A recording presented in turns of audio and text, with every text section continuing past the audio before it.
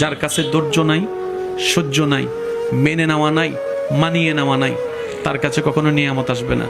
এই ক্ষেত্রে আমাদের অনেকের মনের একটা চাপা প্রশ্ন থাকে, জানতে চাওয়া যে ধৈর্য তো অনেক ধরেছি, আর কত ধৈর্য ধরবো, সহ্য তো অনেক করেছি, আর কত সহ্য করব। হাজার দিকে উত্তর না গিয়ে একটা উত্তর দেওয়ার চেষ্টা করি, মাথায় এবং মনে বসিয়ে রাখবেন যদি ভালো লাগে। ধৈর্য ততক্ষণ ধরবো যতক্ষণ আমাদের রব খুশি না হয়। সুবহানাল্লাহ।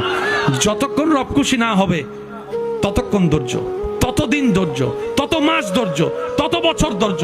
কারণ আল্লাহ তাআলা জানেন কখন নিয়ামত দিলে আমাদের জন্য ভালো হবে, এটা আল্লাহই ভালো জানে। ওই হুকুম আসা পর্যন্ত অপেক্ষা করতে হবে, এটার নামই ধৈর্য। কোনো হা হুতাশ করা যাবে, আফসোস করা যাবে?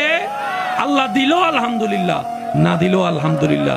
সুখ আপনাকে খুঁজতে হবে না, দেখবেন সুখ আপনার ঘরে নিজে থেকে চলে আসবে। বলেন সুবহান।